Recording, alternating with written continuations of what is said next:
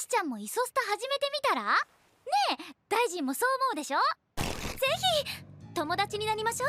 バンド活動していくならメンバー個人のアカウントあった方がいいと思うし。This is Bocchi the Rock, and this is Bocchi.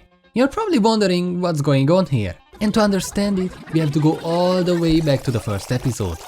So as I said, this is Bocchi, or more known as Hitori, a high school girl who is just living her everyday life, or at least trying to. You know, the problem with Bocchi is that she has a hard time doing things that is considered normal for most people. Like in this scene where she is about to enter a restaurant, but has no idea how to. Like, is she just supposed to walk in or say something as she enters? She overthinks it, and the best thing she came up with was to do the "Are you winning son" meme. Or this when she is scared to work, cause she thinks she is so bad at talking with people that it will go viral, and then she will get sentenced for it. Or this last one where she really wants to hang out with her friends, about to call one of them, but too scared to do it. So she delays it for 5 minutes, then again, then it gets too late to call her. Then she gaslights herself into thinking that one of them will surely call. This is not a new thing. This is not just part of her life where she wants to be alone. She was always scared to talk with others, to play with them, to just interact with them in any sort of way. She's basically scared of rejection. Therefore she always sits alone, always at home, has no one to talk to. But that doesn't mean she doesn't try. What are you doing, Bocchi? Just go in and talk with others. She's so desperate to overcome it without having to talk with anyone that she spends 3 years to learn guitar. Why? She heard an interview about an introvert that joined the band and got popular, so now she spends the next 3 years learning guitar in hope that one day she will join one. Well, 3 years forward, then she spent all her time practicing, and she's pretty damn good at it.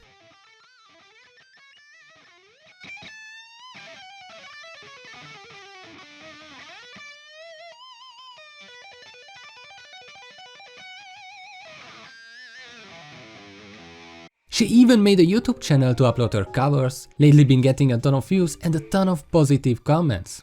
Wait a minute, she has a YouTube channel that's getting views lately? She spent 3 years practicing, she has social anxiety? This anime is about me! Well anyway, 3 years passed, she got really good, but her goal was to be in a band, to get more attention, which I guess she kinda got with her channel. She had this idea that if she brings the guitar with herself, someone will definitely notice her. And it bloody fucking worked. Although it kinda caught her off guard, barely said any words, and now she's getting dragged like 2 stations away. But now she's part of a band.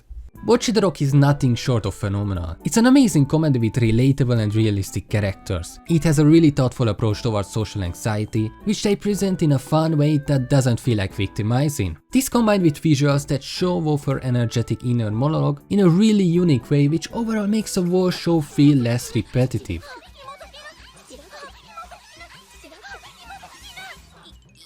The main focus is on Bocchi, on her way of slowly getting over social anxiety, but that is something that's only possible with the other characters that represent a certain trope, but in a realistic way. You have an actual introvert, an extrovert that is completely the opposite, and someone that is a lot more open, outgoing, who shares her worries. I guess the normal one of the group. All these open up a new perspective for Bocchi and help her push towards her goal. What makes this show good and unique is that the characters feel like actual humans. You can relate to them, which is really rare thing when it comes to a slice of life. I mean, I don't live with 4 guys that can turn into animals, or I don't have like 10 girls that want me, neither 2, maybe 1. Why are there so many slice of lives like this? The fact that you can relate to the characters is what makes the show unique and enjoyable, that it's filled with moments that actually happened with you. To understand that, let's talk about the other characters. Bocchi the Rock has a whole ton of characters that all push Bocchi forward in some sort of way, but they are all unique enough to not get overshadowed by the craziness of her. When I talk about the characters, I usually love to start with whoever my personal favorite is, but in this case, I just don't have one. So we just go in whatever order Bocchi met them.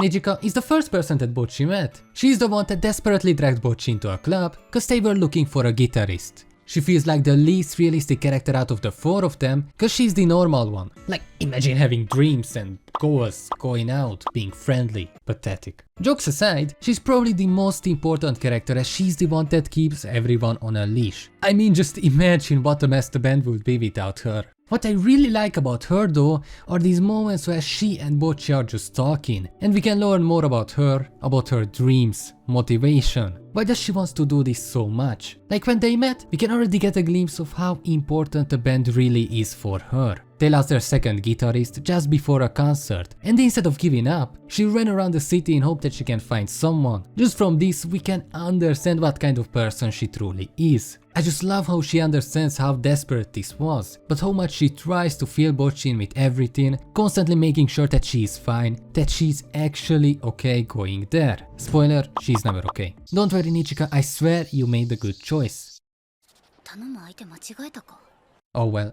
There's also this scene where after a concert they got to talk, and it has to be one of my favorite scenes. It starts pretty normal, by Bocchi losing her mind, you know, just everyday things. But then Nijika starts talking about how she realized who Bocchi is, that she's guitar hero. Then we get a glimpse into why the band is so important for her. Her family is basically non-existent, and the only one she has is her sister. Nijika hated being alone, so her sister always had to take her to clubs where she could watch her play. But then she quit her band to start a club for Nijika, a place where she won't be alone, and Nijika wants to repay that. She wants to make the club more famous, yet she understands how out of reach it is and just thanks Bocchi for being the one that always steps up. I could go into more details about this scene, about what are they talking about, but the important of it is the overall message. We also have Ryou, and she teaches us the contrast between being an introvert to social anxiety, something that people are confused with quite constantly. I just love her. The way she tries to get out of literally everything they are doing so she just can't be left alone. It happens so many times. Yet it's still hilarious. Like in this scene where everyone is at Bocchi's house so they can work on the design of their brand, and they said she's just eating at a restaurant.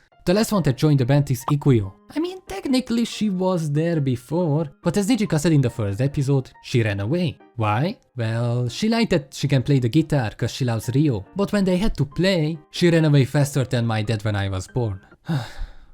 Well, the way she got back was by total coincidence. They were looking for a vocalist and Bocchi tried to be of use, wanted to ask her to be the vocalist. But the first rule of social anxiety is to don't talk to anyone you don't know, so she just ran away. Well, Ikuyo followed her and things developed from there. Or more like once again Bocchi just got forced into things she couldn't say no to. And now she's teaching guitar to her. Well, at least the plan worked. She was ready to join the band. But then...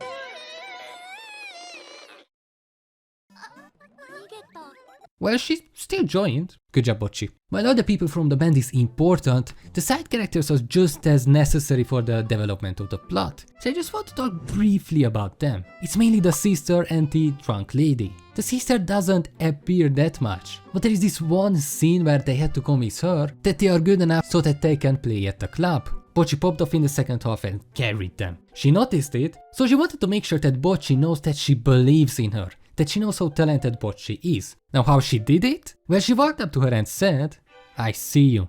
Now does Bocchi understand what she meant? Not at all! She is terrified. There is also this whole episode where Bocchi tries to figure out how to sell tickets and then this drunk lady just collapses in front of her. Well, what most of us would want to do? Obviously run away. Just don't pay any attention to it, and that's exactly how Bocchi felt. But deep down she didn't want to leave her there. So she helped her out, bought her water and food.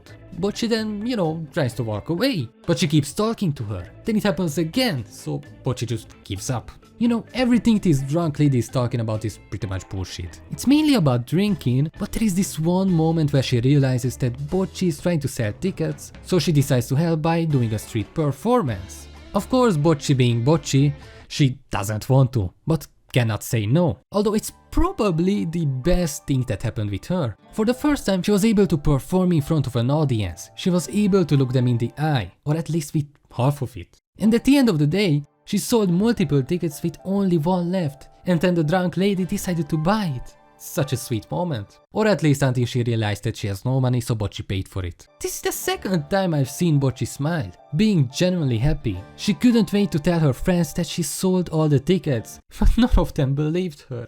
Now talking about the happy moments, this show has a lot of scenes where we can see Bocchi improving as a person.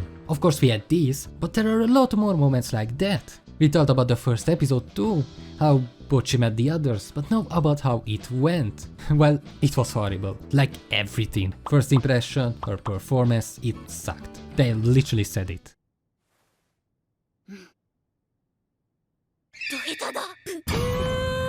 That doesn't mean though that they just wanted to give up. Nijika funnily enough talked about Guitar Hero. At the time she didn't know Bocchi was her. But that gave Bocchi a new perspective. She always thought that people didn't care about her at all, but it made her realize that she shouldn't give up playing in a band just cause it didn't work out today. She was just so happy that someone this nice was watching her videos and that she got to talk with her. She just doesn't want to let it go to waste. And despite knowing how much she struggles, she promises that she will get over her social anxiety and is just happy to be part of a band. You know, nowadays every anime looks insanely good. But what Bocchi the Rock does is a lot more than that. The overall production is on another level, with the only other slice of life being close to it is Nichijou. Honestly, this anime feels like a second coming of it. It's been so long since I've seen so many clips of an anime having millions of views, with each of them being hilarious on their own way. Not to talk that both of them are just as confusing with and without context. I mean, it's totally unnecessary. The story is good enough on its own, but it being able to go from 0 to 100 in 10 seconds is what makes this so good. With all these unique representatives of Bocchi's mind is hilarious. Even the backgrounds are all places that exist in real life. I don't even have to mention the music they produced for this show. The amount of love and care Bocchi the Rock gets is just such a nice thing to see. It goes from making us conscious about how we act in social situations, to making us uncontrollably laugh, then leave us feel emotional when Bocchi gets closer to her goal. I'm just so happy that I discovered this show, and for me, this is anime of the year.